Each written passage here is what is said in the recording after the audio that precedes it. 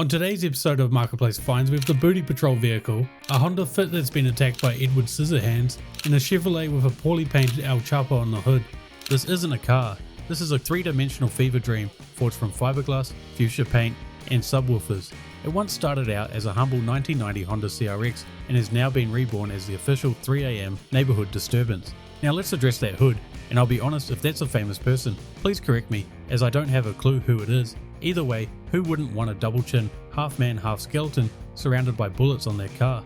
A similar design continues down the sides of the car, but it's even harder to decipher, but it looks like it took inspiration from a Tool music video. Now moving to the interior, there's speakers and screens in weird places that all seem to be held together with Gorilla Glue and ambition. And then there's the back seat, or what used to be the back seat. That space has been fully converted into a rolling speaker wall, powerful enough to summon earthquakes or ruin your uncle's pacemaker. At least it has had an engine swap to the legendary K-Series motor, so that's definitely a bonus.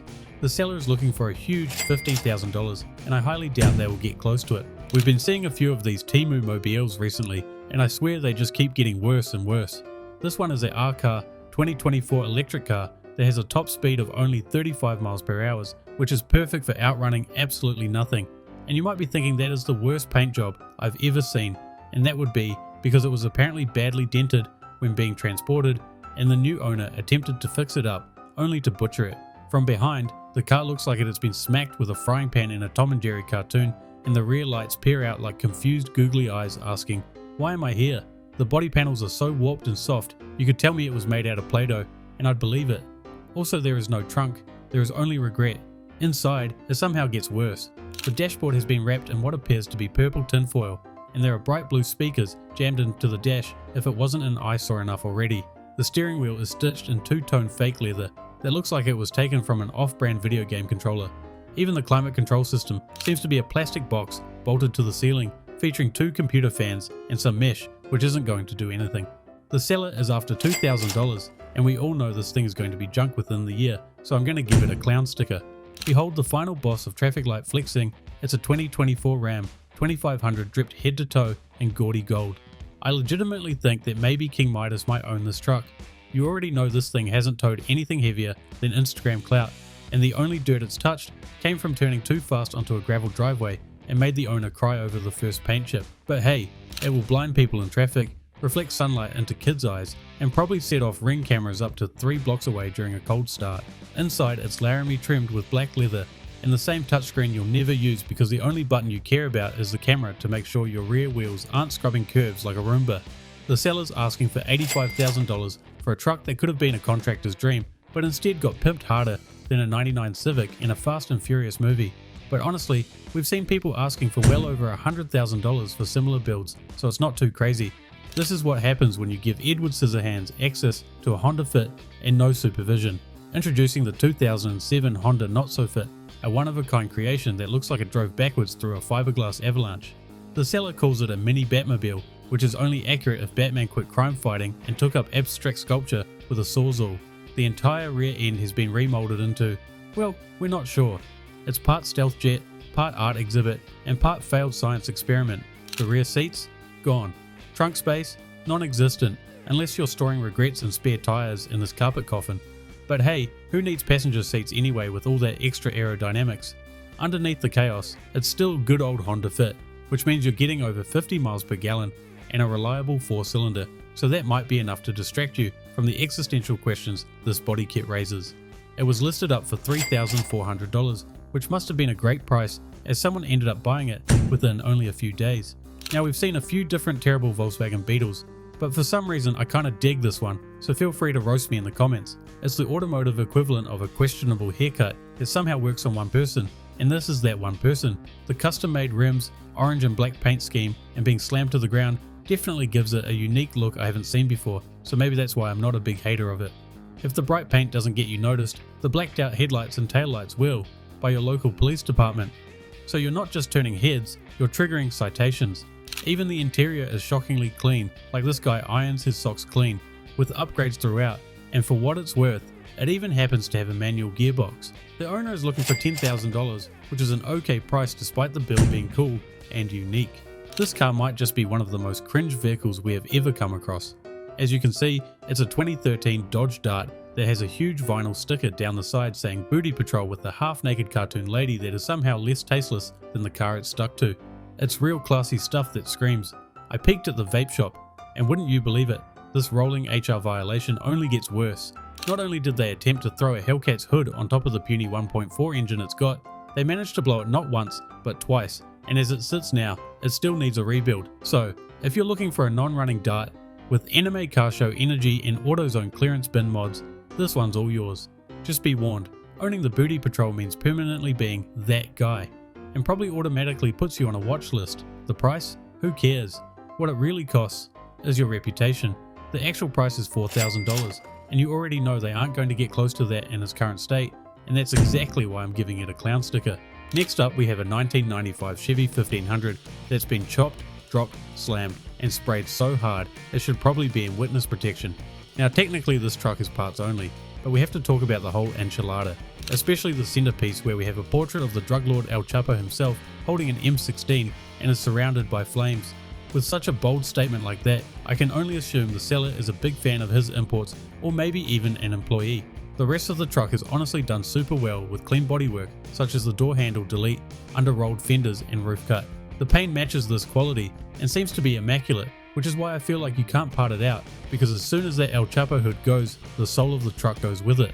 Seeing as the seller doesn't want to sell it whole, I'm going to say it's a bad price, as there's no way they're going to sell even half of it, and they'll just end up with leftovers no one wants and a shell of what used to be a clean car. You ever seen a Ford Focus that looks like it lost a fight with the comic book printer? Meet the 2003 Sharpie Apocalypse Edition. From a distance, it might just look like a big fridge that's been hand sanded, but beneath the crazy paint job is a surprisingly clean economy car. I honestly rate these comic style paint jobs. As you can see, it transforms your grandma's bingo transporter into quite a cool looking car. The underglow has to go though, as we don't want to confuse people for thinking it might double as a vape lounge. Inside is a different story as the interior is shockingly tidy. It's got CarPlay, Android Auto, a backup camera, and one of the cleanest dashboards this side of 2005. The upholstery looks like it has been preserved in a time capsule. This car's living a double life. Mad Max on the outside, State Farm policyholder on the inside.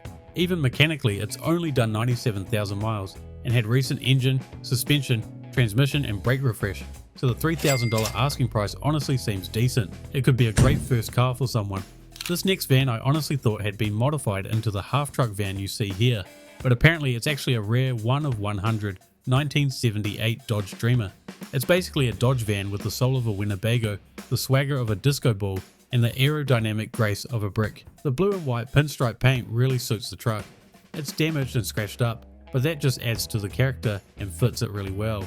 Moving on to the interior, the front seats have definitely seen a few things and have that classic period, correct smoke-stained brown look to it. The rear seat, bed or couch, I'm not really sure what it is, doesn't look the most comfortable, but I'm sure after a 3-day bender at Burning Man, you probably won't mind. The seller claims it runs, drives and stops, a list that conveniently leaves out turns, but in all honesty for the asking price of $9,500, I'm sure someone will snap it up, as they must be getting rare these days. For sale today, we've got a vehicle that started life as a 1994 Honda Accord that then took a hard left turn straight into an identity crisis. First off, that front end, that's not Honda, that's not even human. Somebody grafted the face of a Jaguar S-Type onto the Accord's body like a bad video game mod. It's got the round headlights, the grille, the whole catfish vibe, but mounted to a car that originally just wanted to take your aunt to Costco. Then there's the hood, or rather, the absence of a hood. It's got a massive open air hole like it lost a bet with a Sawzall. Nothing says reliable daily driver like full engine exposure to the elements, and as an additional bonus, the engine only runs if you feed it starter fluid like it's a junkie in withdrawal. The body kit is straight from Need for Speed, but the pirated edition your uncle brings you. There are vents everywhere, hood, fenders, doors, and one probably leading to Narnia. The fender flares look like someone tried to mold Play-Doh onto the car while blindfolded. There are no interior photos unfortunately, but I'm sure there's some more gems in there, and the seller is looking for $3,500, which wouldn't be too bad if it actually ran.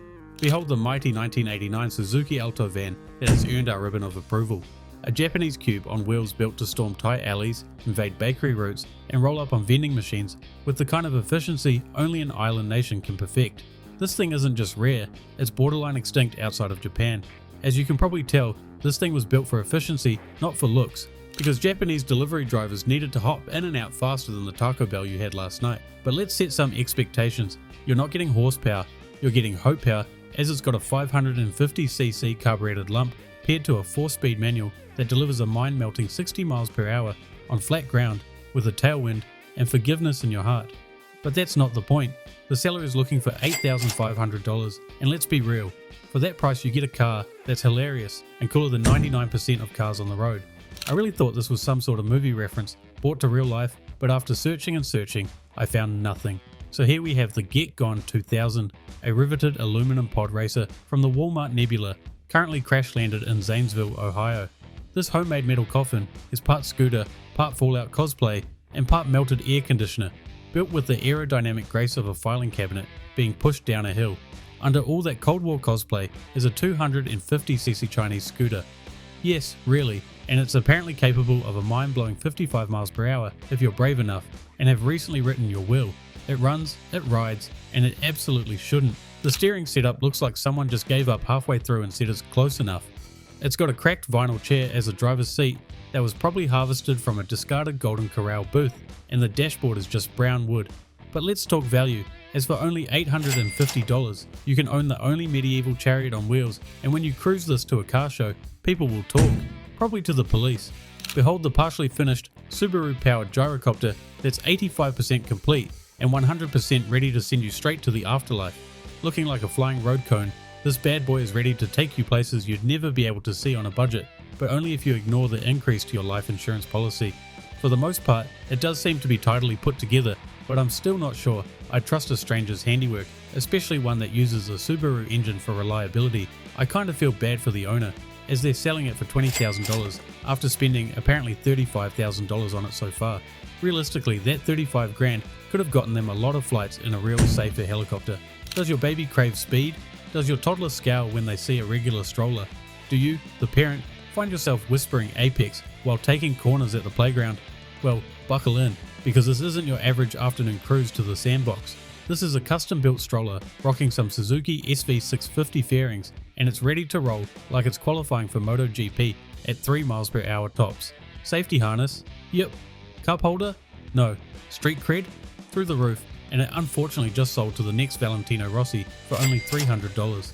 Here's how the final tier list ended up. Let us know if we got anything wrong, anything right, or if there's anything you would move around. Otherwise, thanks for watching. If you find your own interesting or weird car, you can send it to us on our email or on our Instagram. Like and subscribe. I'll see you guys in the next episode.